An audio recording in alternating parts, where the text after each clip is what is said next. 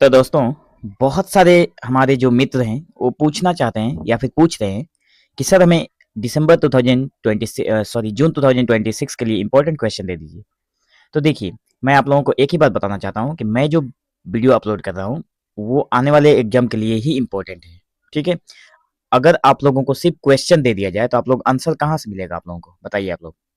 अगर आप लोगों को सिर्फ क्वेश्चन दे दिया जाए कि ये 5 क्वेश्चन इंपॉर्टेंट है तो आप लोगों को उसका आंसर कहाँ पे मिलेगा। इसलिए जहां पर आप लोगों को क्वेश्चन के साथ आंसर भी मिल रहा हो वहां पर जाकर आप लोग मतलब पढ़िए। ठीक है। तो मैं भी वही काम कर रहा हूँ, क्वेश्चन के साथ साथ मैं आंसर को भी आप लोगों के साथ साझा कर रहा हूँ। तो देखिए दोस्तों, बाद में मतलब जब मेरा एक कोर्स का क्वेश्चन और आंसर वीडियो अपलोड करना खत्म हो जाएगा तो मैं वहां से इंपॉर्टेंट क्वेश्चन भी जल्द ही दे दूंगा आप लोगों को एग्जाम से बिल्कुल पहले। लेकिन अगर आप लोग पहले वाला वीडियो देखे रहेंगे तो आप लोगों को अलग से कहीं पे पढ़ने की कोई जरूरत नहीं पड़ेगी। क्वेश्चन जो इंपॉर्टेंट होगा यहीं से होगा। ठीक है। वैसे भी मैंने MHD 5 का जून 2024 वाला जो पेपर है उसे ऑलरेडी अपलोड करना शुरू कर दिया है। लगभग 3-4 क्वेश्चन और बाकी हैं जो कि आप लोगों को सीरियली मिल जाएंगे। तो आज की इस वीडियो में जो हमारा ये प्रश्न है कि आधुनिक हिंदी साहित्य में काव्य लक्षण, ये एक टिप्पणी है। ठीक है। जो कई बार बच्चों ने मतलब बहुत सारे मित्रों ने पूछा कि जो टिप्पणी है वो कहाँ से आती है और क्या क्या टिप्पणी हो सकती है। तो देखिए, बहुत सारी टिप्पणी बन सकता है, कोई भी किसी भी चैप्टर का कोई भी एक पार्ट टिप्पणी के रूप में आ सकता है। तो आज हम लोग लेकर आए हैं आधुनिक हिंदी साहित्य में काव्य लक्षण। तो देखिए, सबसे पहले हम लोग भूमिका लिखेंगे। भूमिका में क्या लिखना है कि काव्य लक्षण जो है अर्थात काव्य की जो पहचान है, स्वरूप है उसका और उसकी जो विशेषताएं हैं। ठीक है। हिंदी साहित्य में काव्य लक्षण की चर्चा प्राचीन काल से ही होती रही है। हिंदी साहित्य जो है हमारा, वहां पे काव्य लक्षण की चर्चा प्राचीन काल से हो रही है।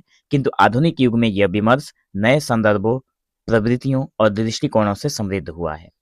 लेकिन आज के युग में, आधुनिक युग में, ये नए नए संदर्भ के साथ, प्रवृत्ति के साथ ये जाना जाता है। तो आधुनिक हिंदी साहित्य में काव्य को केवल मनोरंजन या नैतिक उपदेश तक सीमित न मानकर उसे जीवन के विविध पक्षों का संवेदनशील, सृजनात्मक और कलात्मक रूप में देखने का प्रयास हुआ है। तो इस युग में काव्य के स्वरूप पर अनेक विचारकों, कवियों और आलोचकों ने अपने अपने ढंग से विचार व्यक्त किए हैं।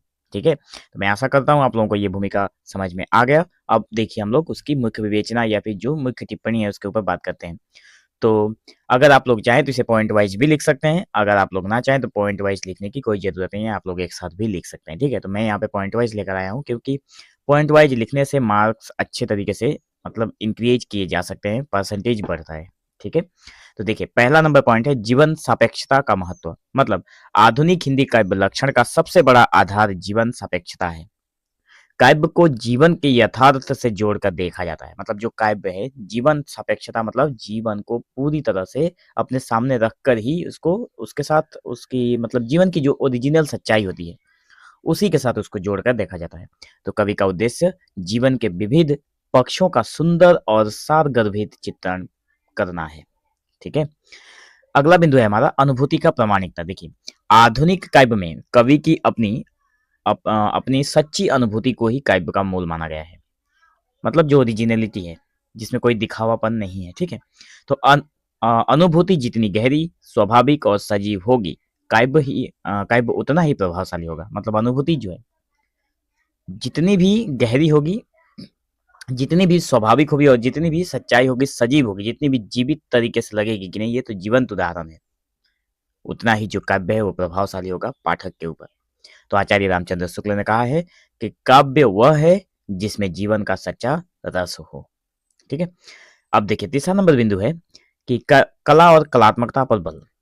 काव्य को केवल भावनाओं का बहाव न मानकर उसमें कलात्मक विन्यास, भाषा सौंदर्य, प्रतीक योजना, बिंब रचना आदि को अनिवार्य तत्व माना गया है। मतलब काव्य को केवल भावना की बहाव न मानकर, मतलब भावनाओं में बहने वाली काव्य ऐसी नहीं है। इन्होंने कहा है कि काव्य मतलब जो है, काव्य ऐसा नहीं होना चाहिए। काव्य में कलात्मक होना चाहिए, भाषा का सौंदर्य होना चाहिए। ठीक है। प्रतीक की योजना भी होनी, मतलब प्रतीक के तौर पर कुछ बहुत सारी चीजों को लेकर बनाया गया काव्य होना चाहिए। तो जयशंकर प्रसाद हैं इसमें, निराला है, सूर्य पंत हैं। ठीक है। आदि कवियों ने काव्य को कला साधना के रूप में प्रतिष्ठित किया है। मतलब इन सारे सभी कवियों ने काव्य को एक कला साधना के रूप में प्रयोग किया है, उसमें प्रतीक की मतलब प्रतीक को जोड़ा है, भाषा सौंदर्य को रखा है, कलात्मक विन्यास भी दिखाया है। ये सारी चीजें हैं इनकी रचनाओं में। ठीक है। चौथा नंबर बिंदु है व्यक्तित्व का आत्माभिव्यक्ति माध्यम। मतलब आधुनिक हिंदी काव्य में कवि का व्यक्तित्व प्रबल रूप से उभरता है। काव्य उस समाज काव्य जो है वो अब समाज की सामूहिकता का ही नहीं बल्कि कवि की अंतरात्मा की भी सच्चा दस्तावेज बनता है।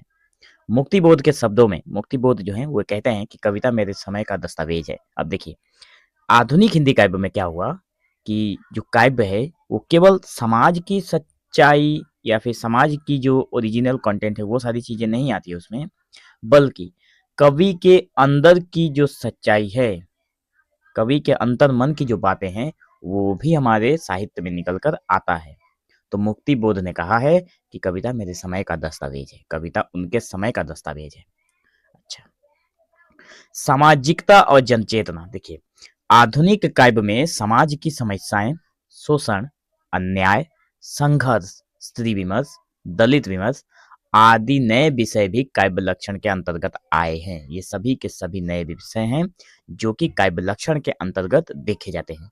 काव्य अब समाज परिवर्तन का माध्यम बन गया है। मतलब समाज को परिवर्तन करने में काव्य एक बहुत ही अहम भूमिका निभाता है। छठा नंबर बिंदु है भावों का गहन एवं विविध रूप। देखिए आधुनिक काव्य में केवल श्रृंगार, करुण, वीर जैसे पारंपरिक रसों तक ही सीमित न रहकर, मतलब पुराने जो हमारे पौराणिक जो इतिहास है उसमें जो या फिर जो काव्य है उसमें श्रृंगार रस का वर्णन ज्यादा हुआ है। जब आप हिस्ट्री निकाल कर देखेंगे हिंदी साहित्य का, करुण रस का है, वीर रस क्योंकि योद्धाओं का समय था तो वीर रस से भरपूर है हमारा इतिहास, साहित्य का इतिहास। लेकिन आज के युग में क्या हो रहा है कि मतलब ये 3-4 रस जो हैं बस इतना तक सीमित नहीं है बल्कि जटिल, मिश्रित एवं गहन भावनाओं की भी अभिव्यक्ति हुई है। तनाव, अवसाद, विद्रोह, भय, घुटन आदि भी काव्यगत भाव बन गए हैं। ये सभी के सभी अब काव्य के एक-एक भाव बने हुए हैं, उनका एक लय, सुर, ताल बना हुआ है। ठीक है।